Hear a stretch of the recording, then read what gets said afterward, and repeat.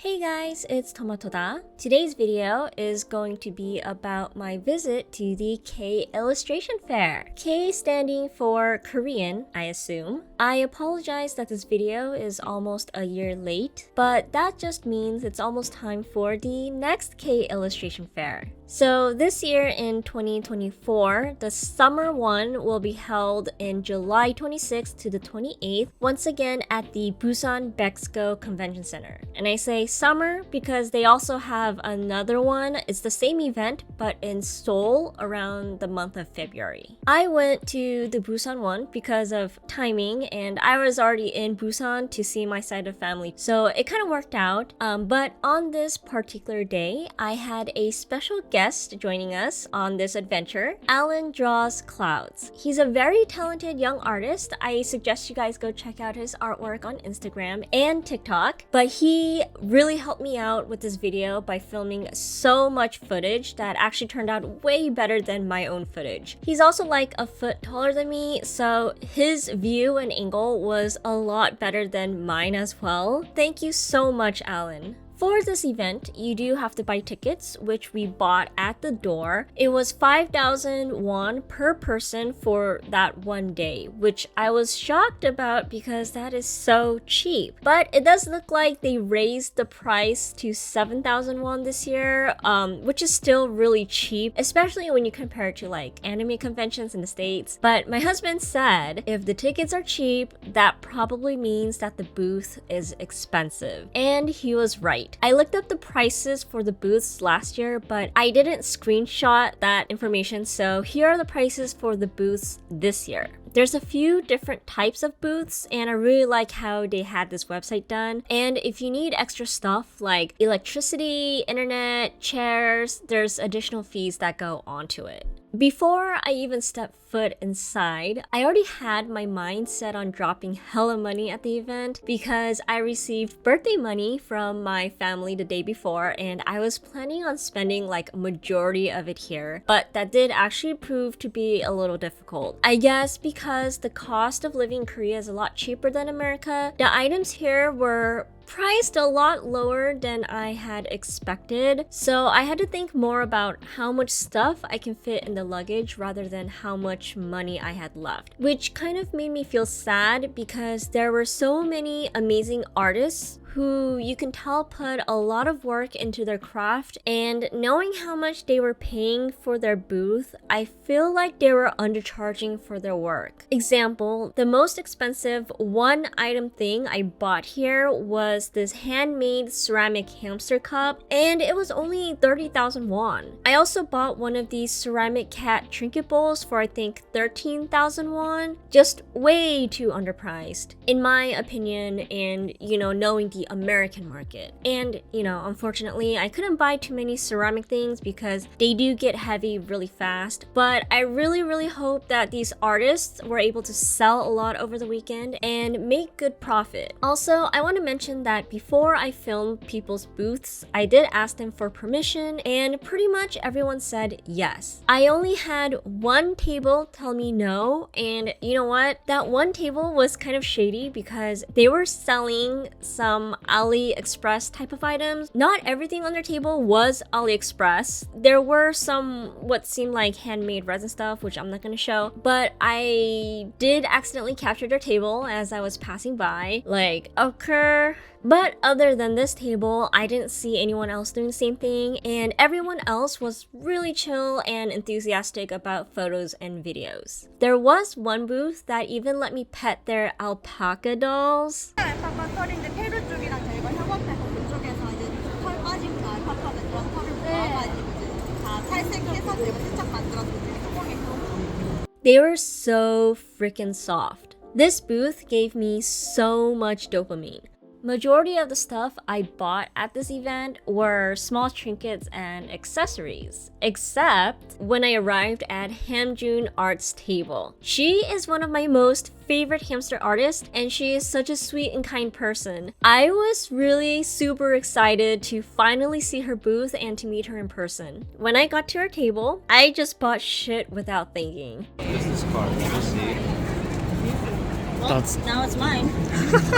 That was quick. That's mine. This is This is mine. This is mine. I'm just collecting everything. 와. Okay. 많이 살까? 저 이거 거울. Now, the problem is, this shit was so precious to me that it took me months to finally open them and use them. Like, I was saving them just because I couldn't use them, you know? Which now I'm thinking I should have bought doubles actually, so that I can use a set and save a set, but at the moment it kind of skipped my thought. Anyways, thank you so much, Hamjun, for your generosity and kindness. It was such a pleasure to meet you. There are also some interesting activities that some of the tables were doing. Like, I saw a lot of gacha events where you get random prizes. It ranged from mystery games to ball drop games or even pull tabs. Another one was getting free shit for following the artist on their social media stuff.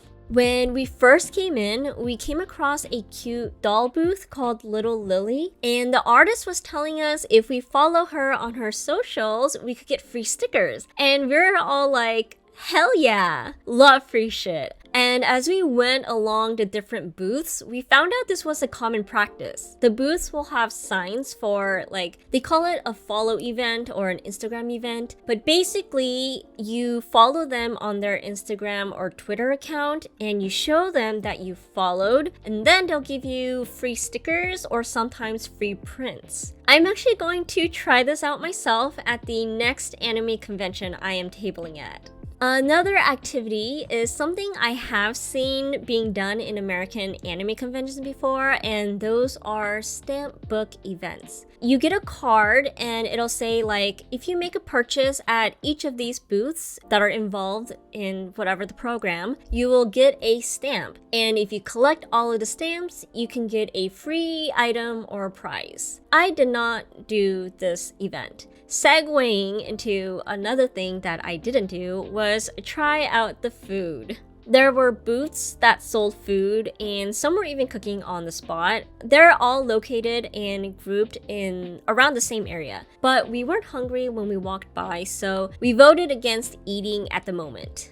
There is also a section of workshop booths. Like, here's a candle and resin workshop, a resin shaker workshop, a sewing and embroidery workshop, an engraving workshop. I don't remember why I filmed this, but here is the footage. And also, some booths offered coloring books for you to color. There's also this section in one of the corners called the Van Gogh Experience, which was like empty as fuck. We also got to see some live drawings. There are a few booths that offered like live portrait drawings. There are also a few booth owners cosplaying, and I regret not filming my favorite one. I was really caught off guard, but I did take a picture. This artist marketplace concept was just so ingenious, and the artist was really hilarious because she was in character selling her merch like one of those marketplace ajumas. I just freaking loved it. Towards the end of our experience, we came across one more interesting table called the Instagram Artist Union. As you can probably tell by that name, it's a collective of different artists in one giant booth area. I thought it was a really good idea for artists who don't have a ton of merch that can fill a whole booth, or for artists who want to start off small and just get the hang of things, I can't even imagine like how much planning and organization would have to go into this type of thing though. In total, I think we spent about 3 hours here. It was pretty huge and definitely worth attending. And even though there were a ton of wonderful things to look at, it wasn't overwhelming like the Dongdaemun shopping complex was in my last video. The flow of traffic at this fair was pretty good. It was spacious and I didn't have to like fight somebody to even like get a glimpse of a table. It was a very nice experience. And one more thing, I was kind of curious how Koreans or Korean fairs closed up their booths overnight, because in the States we just throw a giant bed sheet over our setup, but thanks to Little Lily's Instagram story, I got to see what it kind of looked like. So she had the cubicle type of booth, and for that it seems like there's a little curtain you can just pull over to close up the shop. It's very convenient, very nice, very interesting. Anyways, we ended up leaving to get some dinner, and that was it for the fair. Thank you guys so much for watching. I hope you guys have a chance to visit this event someday in the future, and see you next time. Bye bye.